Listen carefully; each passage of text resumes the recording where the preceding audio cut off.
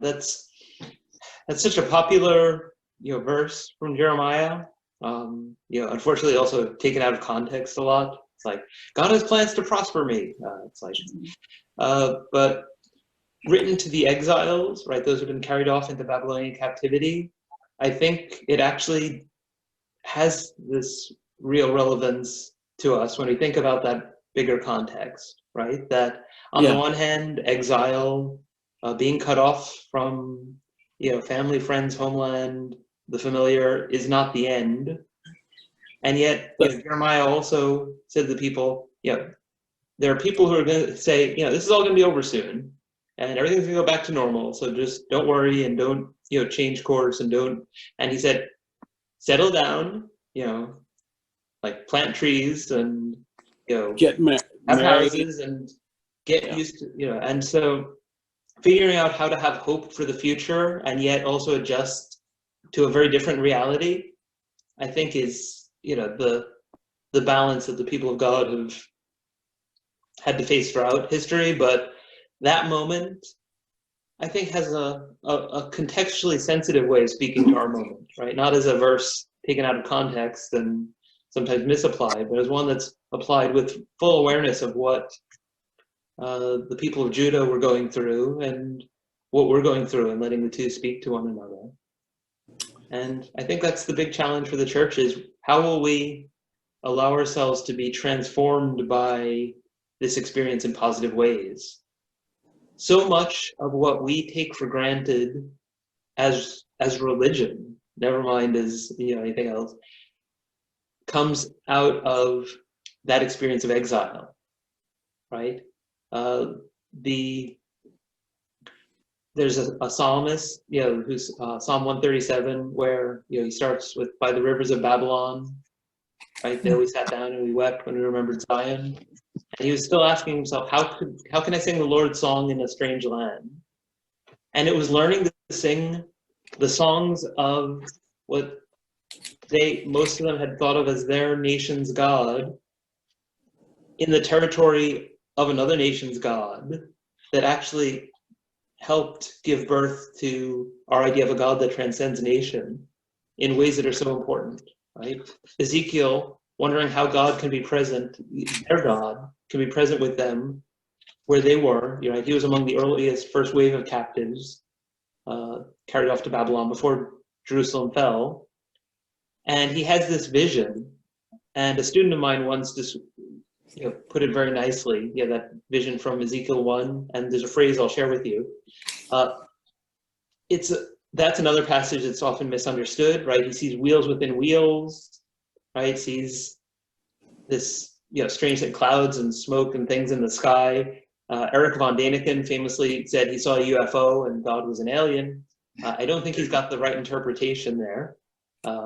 Despite being a fan of science fiction, I like science fiction, but when you start thinking it's not science fiction, but history, then it gets really weird and problematic. But what he sees there is actually the celestial version of, the imagery of the Ark of the Covenant, right, which represented God's presence in Jerusalem, right? He sees strange creatures on either side of the throne, but with wheels that can move in any direction. And so my student once described that as God on wheels, which I think would make for a nice slogan, right? But it's God who can be, God is in a chariot, right? God can be with us in Babylon, right? That was revolutionary, and it's become so taken for granted for us that we can forget that it was that experience of exile that shaped that. And so I think, again, we as a church need to think, how is this moment an opportunity for us to learn to be the church in a different context, in a different way, and using different technology as well, right? Because I think some of the things that were already leading people to cease to attend church regularly are also part of this picture of how we are learning to cope in the present moment, right? You used to have to go to a place, a specific place, to hear a live performance of music, right?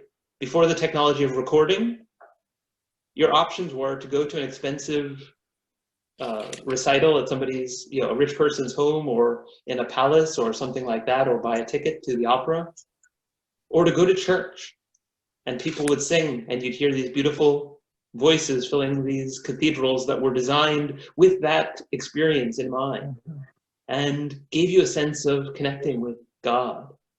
And when some of the best choirs in the world are on YouTube, sometimes even legally, sometimes not, but their music is floating around, people may not feel the same desire or even need to go to a place to hear the remnants of a local choir that doesn't quite do as professional a job as that group, right? The same applies to preachers, right? If the best preachers' sermons are streaming, then why would I go and hear this person that I disagree with half the time, or whatever it is? And of course, one reason I go to church regularly is because I need to hear people who disagree with me. But not everybody values that, and so they don't always go for that. But somebody who simply has better rhetoric and or is better prepared than your local preacher might be, right? People become disillusioned, and yet the thing that can be lost as people leave behind spaces where those things happen for technologically mediated things is connection with other human beings. And if we can figure out how to be not just connected using the best technology, and not as a substitute for being together when we can be together in each other's presence, but as a way of staying connected regularly and meaningfully, and can offer that to the world as an example of community, I think that can, as the phrase in Luke Acts says, these people turn the world upside down. And that was through their eating meals together that challenged the status quo, bringing rich and poor, slave and free, Jew and Greek together at one table. We may be bringing them together in one Zoom conversation, but I think we can have an impact that's meaningful, that's a challenge to people, and that has something that people will see the need for if we can be community in this way, and if we can offer an invitation to that community with love and express love, even if it's technologically mediated. Which puts the onus on me to get the link right the next time I send around the email. But once we get that sorted out and the technological issue figured out, hopefully that will continue to have people joining us. And we'll grow as a community, even as we are nobody, never mind fewer, nobody meeting in person at church, which used to be how we counted, who are we reaching and how many are we bringing in? This is an opportunity to bring people in who may not even be able, to come locally, even when things are different and we can meet face to face. But they might connect with us and stay connected. There are so many opportunities, and so I think the challenge of that passage from Jeremiah and the passage from Ezekiel and the passage John read from Paul, right, being in prison, the crises that the church and the crises that people of God face differ from age to age, but they either leave in their wake a church that has been, a people that has been diminished and turned inwards and risks disappearing or just being in service of some ideology, or a people of God whose vision of God and of their mission is transformed and broadened. And I think we have reason to hope and pray and begin even now to experience that kind of transforming impact as we experience this limited kind of exile of our time.